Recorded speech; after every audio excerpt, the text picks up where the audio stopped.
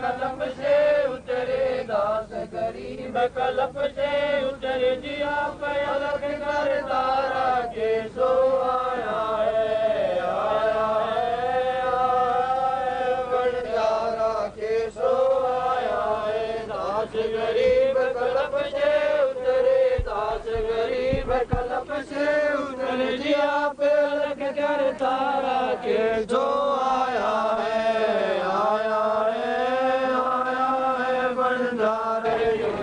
संकट में गुसाई चरण कमल की मैं बल जाई भाव भक्ति जो परमाना साधु संग की पुण्य मद ज्ञाना जन्म कर्म में तो दुख धुंधा सुख सागर में आनंद कंदा निर्मल नूर जोहारम चंद्र गदा देखो दीदार में तुम हो बंकापुर के वासी सतगुरु काटो यम की फांसी मेहरबान हो साहब मेरा गगन मंडल में दी जोड़ेरा जगवचिदानंद अविनाशी रिद्धि सिद्धि दाता सब गुण राशि पिंड प्राण जिन दीने दाना गरीबदास जाको कुर्बाना पिंड प्राण जिन दीने दाना गरीबदास जाको कुर्बाना सच्चाई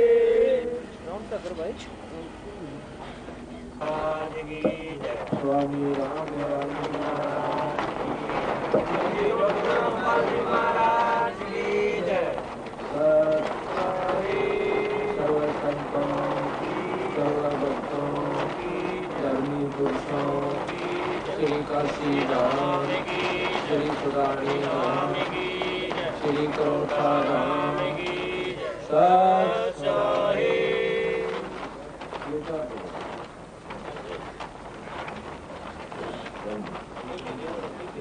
नमो नमो सतपुरुषो नमस्कार गुरु की नहीं सुर नर मुनि जन साधवा चंदो सर्वदी नहीं सतगुरु साहेब संत सब दंडो चंपलना में आगे पीछे मध्य हुए दिन गुंजा कुर्बान निराकार निर्विषम काल जाल भर भन्य नाम निर्लेप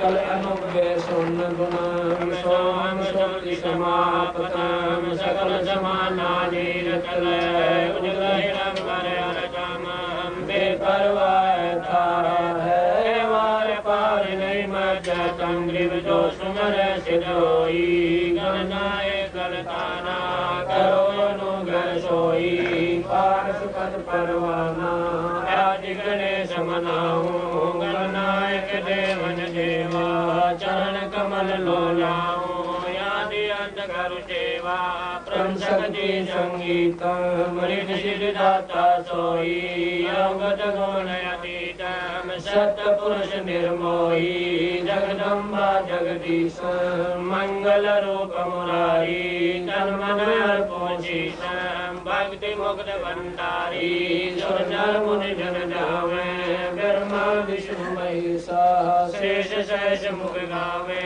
पूजय आदि गणेशा इंद्र कुबेर सरीका वरुण धर्म जावे समर्थ जीवन जी का मन ईशा फल पावे तेतीस कोटि तारा जावे से जटासी उतर भव जल पारा कटे यम की फांसी तेतीस कोटि तारा जावे से जटासी उतरे भव जल पारा कटे यम की फांसी सच्चाई।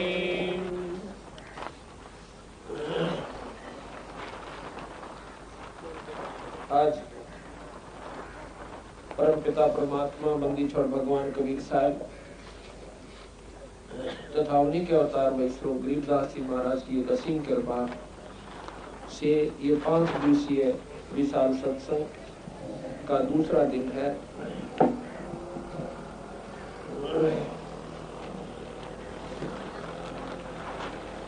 जैसा कि कल आप सुन रहे थे कि और बात तेरे काम नहीं आवे संतान सरने लाग रे और के सोए गफलत में बंदे, जाग जाग में जागरण। सत्संग में आने से पता चलता है कि परमात्मा ने ये मानव शरीर इस प्राणी को किस लिए दिया था। ये जानकारी संत ही दिया करते हैं, अन्य सामाजिक व्यक्ति इस बात का ज्ञान नहीं रखते। और जब हम सत्संग में आते हैं तो हमारे ऊपर उस ईश्वरीय कृपा की एक रजा होती है कि हमारे मन में ये बात रह रहकर जचती है कि हमने परमात्मा का भजन अवश्य करना चाहिए।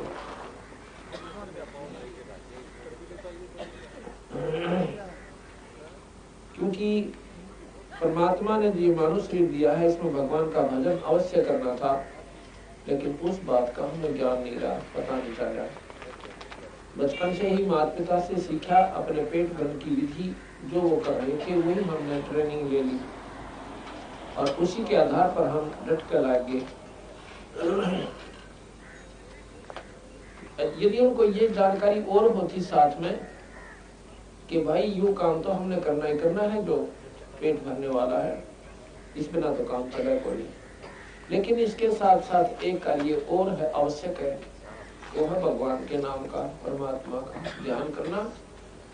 लेकिन उसको हम नहीं कर पा रहे, यही कारण है कि हम सत्संग की कमी रहती है।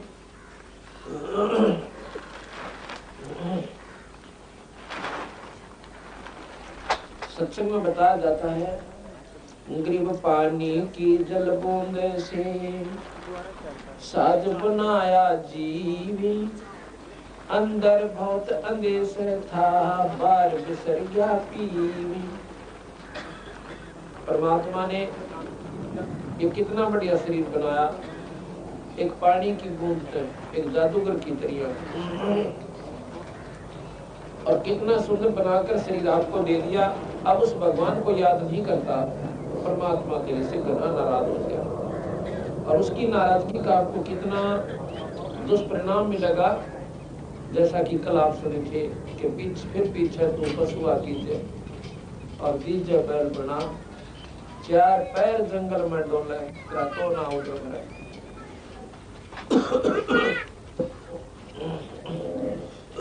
कि चार पैर जंगल में डोले तेरा तो ना उधर बरे।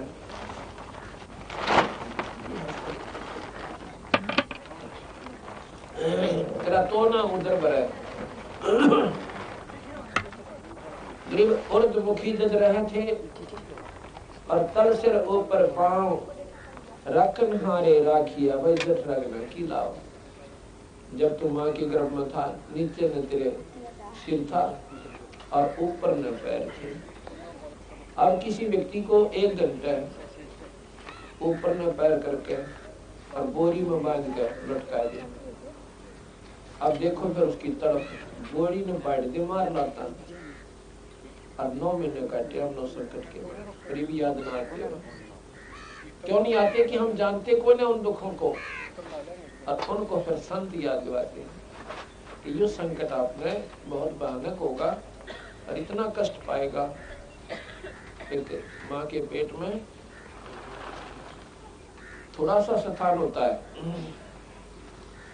जैसे गुब्बारा उसे गुब्बारा पहले ऐसे चिपका हुआ रहता है, जितनी हवा भरती रहती है उतना उकसता रहता है। बस इसी प्रकार जितना हमारा शरीर बढ़ता गया, माँ का गर्भ जो है उतना ही बढ़ जाएगा, लेकिन रहा दबाव के अंदर,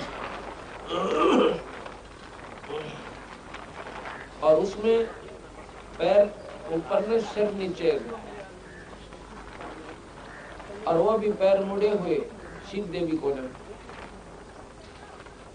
उस समय तो परमात्मा ने जिस विधि से याद करा था, जिस कसक के साथ ईद ना बनता, अब क्यों नहीं करता उसको, वो दुख भूल गए। अब किसी को थोड़ा सा संकट आ जाए, शारीरिक कष्ट हो जाए, बीमारी हो जाए, और बीमारी हो जाने से उसको कहेंगे कि भाई डॉक्टर को दिखाओ, और डॉक्टर के पास जाएंगे और यहाँ के लोकल डॉक्टर कह दे कि भाई इसको वहां ले जाओ दिल्ली ऑल इंडिया इंस्टीट्यूट में अति शीघ्र। वो मरीज पूछता है जी क्या कारण है, कोई खतरनाक बीमारी है क्या? डॉक्टर कहता है नहीं नहीं ऐसी कोई बात नहीं, आपने वहां चेकअप कराना पड़ेगा। लेकिन वो जान जाता है कि बात तो बिगड़ेगी। जब डॉक्टर ने ऑल इंडिया की तरफ भेज दिया, रेफर कर दिया, उस समय देखा उस भाई की, उस व्यक्ति का किस प्रकार मन की वृत्ति होती है, किस प्रकार परमात्मा याद आता है, किस प्रकार वो सोचा है कि अब क्या बनेगी मेरे संग में, ये परमात्मा रक्षा करियो, ये भगवान तेरे बिना मेरा कोई को नहीं। अब तो भगवान बिना कोई को नहीं, और पहला सारी कुबज कमाई, और फिर चलो वहां भगवान कृपा करे वो ठीक ठाक होकर के आ जाता है प्राणी। उसके बाद क्या होता है, जब वो ठीक ठाक होकर आ जाता है तो उसमें अब घर आते फिर भूल जाता भगवान को। फिर वो ठेके ढूंढे, कहाँ है वो दारू वाला ठेका, वो याद करे और ताश खेलन लग जाएगा। अगर कोई सत्संग की कह दे, सत्संग में को जावे, क्यों? अब भूल गया उस दुख ने जो मेडिकल में उसको जाने से पहले और मेडिकल के दौरान उसको याद रहा था। अब उसके सपने में भी याद ना आती कि मैं फिर भी बीमार हो सकता हूँ। एक संकट टल जाए तो सोचा बस इनको ना हो, अब क्यों नहीं हो बीमार? भाई पहले क्यों होया था? क्या पहले आपने सोच रखा था तो बीमार होगा? एक बीमारी कटकी क्या और को ना लग सकती? इतनी मुसीबत पत्थर हमारी पर डाल रखे देव काल देव ने कि ये जीव संकट आता है तो भगवान ढूंढे और सुख होते ही कुबज नटो है। इसलिए शांति आत्मा है। ये 2 दिन की गुजरात जगत में क्यों जड़ विरानी आ गई, ये 2 दिन का जीवन है, इसमें परमात्मा को याद जरूर रखना चाहिए।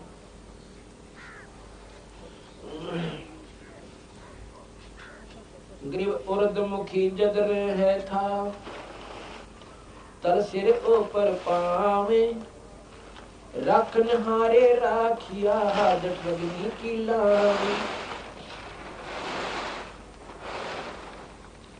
अब ये विचार करो उस परमात्मा की कितनी महिमा गाते हैं बंदी छोड़ गरीबदास जी। कहते हैं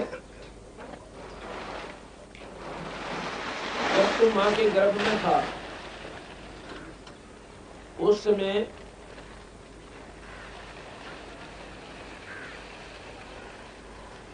परमात्मा ने तेरे शरीर को, ये शरीर कैसा था हमारा उस समय?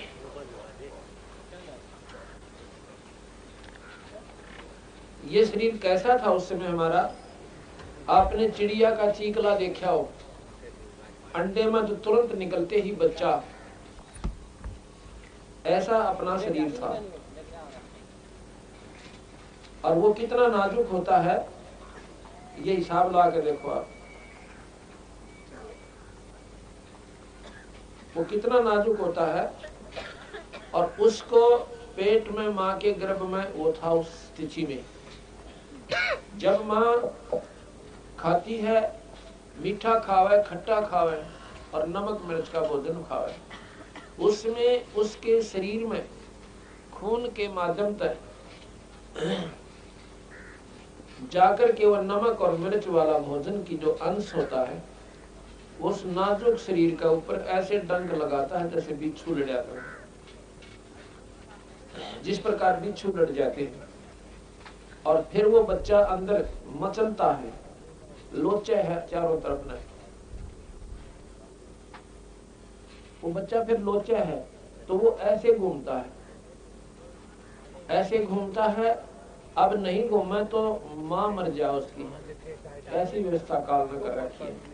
अगर बच्चा घूमा नहीं तो वो माँ मर जावे, और घूमे कोई शौक में नहीं, क्योंकि उसके ऑटोमेटिक सिस्टम इस देव ने कर रखी भगवान ने कि उसको ऐसे डंक लगते हैं और वो फिर तड़प है बेचारा भीतर। और फिर भगवान ने याद करा क्यों वहां ना माँ का बेरा उसने, ना उसको भाई का ज्ञान, ना वहां पिता है ना पुत्र है। उसमें केवल ईश्वर दिखाई देता है उसको, और फिर उस परम पिता को रो रो कर याद करता है, हाथ जोड़ कर अंदर ही अंदर कसक के साथ, बोल नहीं सकता, रोता है, कहता है परमात्मा ए बंदी छोड़, हे दीन दयाल मेरी बंद छुड़वाइयो, मेरा पाप काटियो, मुझे बाहर निकालो मालिक, आपको सदा याद करूंगा। और जब ये बाहर आ जाता है फिर परमात्मा की आवश्यकता को नहीं। और वहां पर क्या होता है कि उस ईश्वर ने आपके वहां शरीर की रक्षा के लिए कितनी व्यवस्था बढ़िया कर रखी है। जब हम भोजन खाते हैं, भोजन जब हम खाते हैं, इसको जब पकाते हैं खाने से पहले आग जलाई जाती है और आध घंटे तक 1 घंटे तक उसकी सब्जी को पकाया जाता है, रोटी पकाई जाती है और फिर हम खाते हैं। और उसके बाद इस शरीर जाकर के अंदर उस भोजन को फिर गर्म करता है, इतना गर्म करता है उससे भी 100 गुना ज्यादा जो आपने बाहर पकाया था। अंदर शरीर में एक ऐसी सिस्टम, उसको जठराग्नि कहते हैं, उसको जो पकाता है तो इतना गर्म कर देती है वह जठराग्नि की, जठराग्नि बोलते हैं, जो भूपाचन क्रिया की एक आग होती है, गर्मी होती है, ऐसी होती जैसे 1000 सूरज की किरणा की समान इतनी गर्मी होती है अंदर। और उसके साथ ही हमारा शरीर होता है वो नाजुक सा। अब परमात्मा ने इतना एयर कंडीशन बना दिया शरीर को अंदर से, उस माँ के गर्भ के साथ ही ऊपर पेट होता है और उसके बीच में कितना बढ़िया पर्दा करके, और कहते हैं उस मालिक ने वहां भी तेरे शरीर की रक्षा कर दी। अब बाहर तू आया है भगवान भूल के, क्यों? वहां ईश्वर को याद करता था और तुझे कुछ याद नहीं था, इसलिए उस मालिक ने तेरे शरीर की वहां रक्षा की, नहीं तो तुझे वही खत्म कर देती वाले, अगर तू परमात्मा की उस समय कसक ना याद करता था। अब भी अगर तू ईश्वर को याद करेगा, उस परमात्मा की फिर इसी प्रकार कसक लगाएगा तो तेरी न्याय रक्षा करेगा। जैसे मीरा की और प्रहलाद की। और भी बहुत से प्रमाण हैं कि परमात्मा के ऊपर जिसका आसरा हो गया तो उनकी न्याय रक्षा भगवान फिर करेगा। इसलिए उस ईश्वर ने तो फिर इसी प्रकार याद करना शुरू कर दे जैसे माँ के गर्भ में संकट में कर रहा था। ये याद होगा जब जब आप सत्संग सुनोगे, सत्संग में आओगे।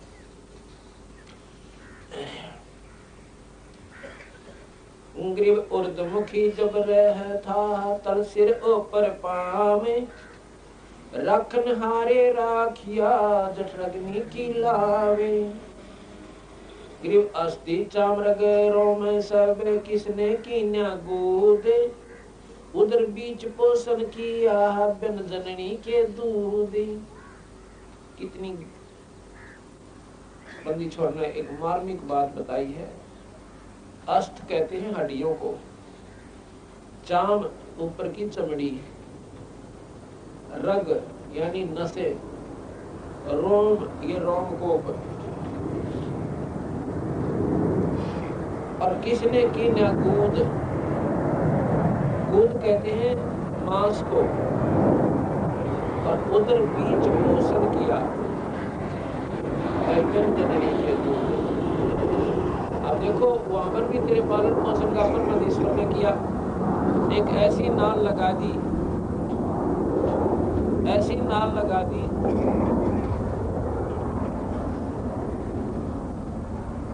ऐसी नाल लगाई परमात्मा ने कि माँ के शरीर से जोड़ दिया और उसी से आपका वो पालन पोषण शुरू हो गया। और जब तू बाहर आया, बाहर आते ही माँ के सतन में और दूध बेच दिया। जब आपने देखा हो भैंस या गौ ब्याह है, बच्चा देती है, उससे पहले उस थन में 1 टोपा दूध नहीं था, और जो ही बच्चा बाहर आया और बाल्टी ठोक देती है।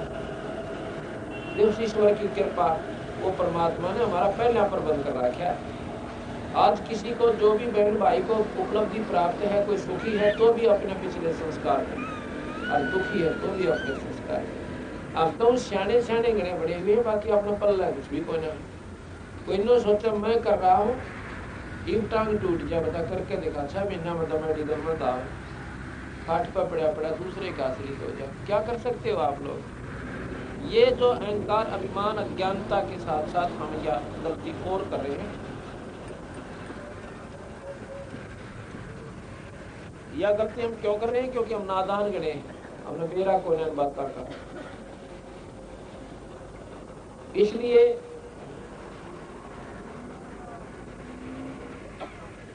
बंदी छोड़ भगवान कहते हैं कि ग्रीव अस्थि चाम रग रोम सब, और किसने कीना गूद उधर बीच पोषण किया। भाई बिन जननी के दूध, बिना माँ के दूध का तेरा वहां पर पालन पोषण भी ईश्वर ने ही किया।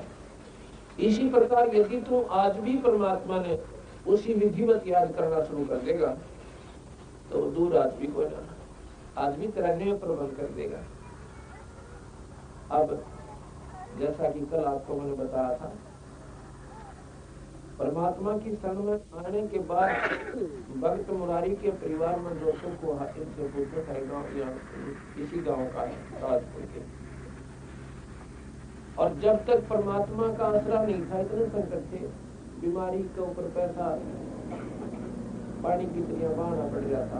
अब वो झंझट में क्या, मन में शांति होगी, भगवान का भजन शुरू हो जाए। अब उस ईश्वर की कृपा से हो गया वो काम। और जब मान ले बेचारा कहीं कमावे भी था 2 रुपये आदरी अपनी नौकरी पे, और वो बरकत नहीं हो रही थी, वो डॉक्टर का या किसी सियाना का या किसी संता के चक्कर में। और ये काम तो हमारे बंदी छोड़ भगवान कबीर साहब का पोस्ट है। इसका तो कोई कीमत भी नहीं है, इसका तो कोई हमारा उद्देश्य भी नहीं है कि ये सुख आपके हम ये मंत्र देवे ना, और ना ही हम ये आपको नो कहते हैं कि थारा नो सुख हो जाएगा। हम ये कहते हैं तुम्हारा जन्म मरण मिट जाएगा। जन्म मरण नहीं होगा आपका, और होगा मनुष्य शरीर ही प्राप्त होगा। इस मंत्र का असली काम तो ये है। लेकिन ये कार्य तो ये महात्मा कर ऐसा है, क्योंकि इनके किए बिना ये दल डटे को ना, ये मन नहीं माने जीव का, और ना भक्ति में रुचि बने। सिर में दर्द हो रहा हो, किसी तो बोलन ना जी ना करे, और एक गोली ले ले, सिर दर्द ठीक हो जाए, प्यार से बतला। इसी प्रकार भगवान जब तक संकट में प्राणी है, भगवान याद विशेष संकट में नहीं आता। आता है तो वह सिर्फ दुख के कारण थोड़ी बहुत देर, विशेष कसक नहीं बनती। और जब वो संकट टल जाता है, फिर दिन में भगवान सोचो भी याद आस है, परमात्मा ये बंदी छोड़ आपने बड़ी दया की और बड़ी कृपा हुई आपकी। फिर आरती ने भी मन करे, 2 पैसे धर्म पर लाने ने भी रुचि बनाए, और संकट शरीर में बना रहे तो ठीक है, वो बात नहीं बनती। तो बंदी छोड़ कहते हैं पहले तो मैं तुम्हारे तेरे मन को सेट करूंगा। कबीर साहब कहते हैं जिसको जो भी मानसिक परेशानी हो, शारीरिक कष्ट हो, या कोई अभाव है, किसी को संतान नहीं है, तो संतान नहीं है तो वो नो सोचता बस ठीक है भगवान मन मेरा बालक होने चाहिए, ये परमात्मा और सारी बात ठीक से, पर मेरा संतान होनी चाहिए। अब संतान हो जाए तो उसका पेटा भरना था, कभी भगवान ने नहीं माना, तो कितने गीत गाया उसका। तो बंदी छोड़ कहते पहले हम ईसा का टेर काटू और फिर रुचि बना उसकी, देख क्यों कर भगवान बजाए। परमात्मा वही होता है जो अंधे नाक दे और बांध न पुत्र दे, और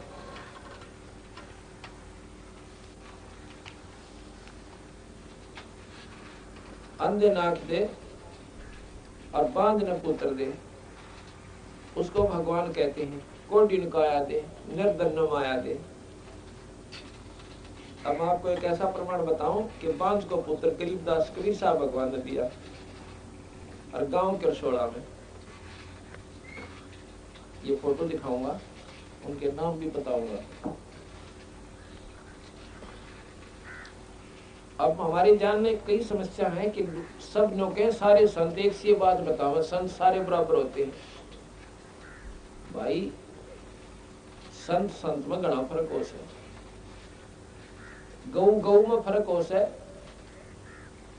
और भाई संत संत में भी फर्क होता है। एक गऊ तो दूध ना दे, लात ठोके दोनों, गऊ तो हुआ भी से, और गौआ भी है जो ब्यावन दनावे, और गौआ भी है जो 10 किलो दूध दोनों टाइम दे दे।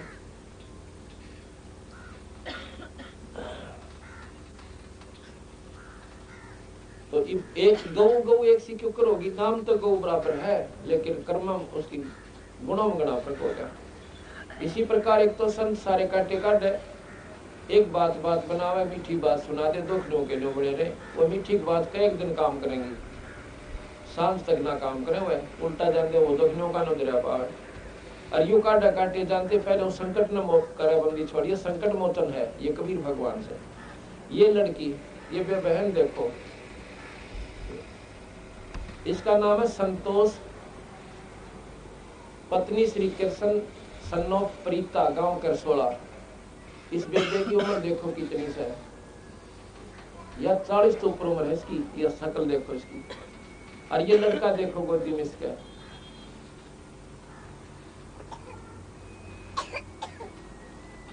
ये कबीर भगवान ने बांझ को पुत्र दे रखा है।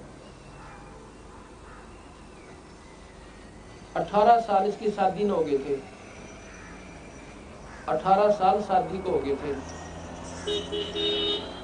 आदमी तीसरे चौथे साल पर पीटन लाग गया अपने संतान प्राप्ति के लिए। कोई सोचा 18 साल काट दिए ने। और इसका पति कृष्ण जो है पुलिस में है, दिल्ली पुलिस में। कोई नो सोचे कि भाई ना दिखाई होगी घर में, नादान आदमी होंगे, गांव वाले थे, न्यूज है भाई उशाने सुना के चक्कर में पड़े। डॉक्टरों की डॉक्टरी इलाज और सारे शाने और बोले सारे दिखाई लिए, डॉक्टर संत भी। इन्हें नाम भी कितौर ले रखा था, इस नाम का पंथ का नाम लूंगा तो चिड़की उठेगी, वो नहीं बताता मैं कितने ले रखा था। इसी प्रकार महाराज कहते हैं ये संतों के लैंडे हो गया आजकल, और दुख संकट जीव का मिटता कोई। ये आ गया भैया पूरा, इसको इंडार्ज करके लेना, बड़ा करके ले लिया ना। इसकी आपको कहानी सुनाता हूं। हम करसोला गांव में भक्त राजपाल के यहाँ पर पाठ कर रहे थे, इनके पड़ोस में।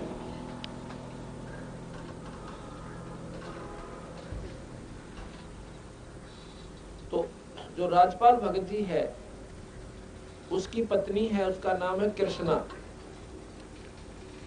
वो भी दिखाता हूं आपको। उस कृष्णा की क्या हालत थी।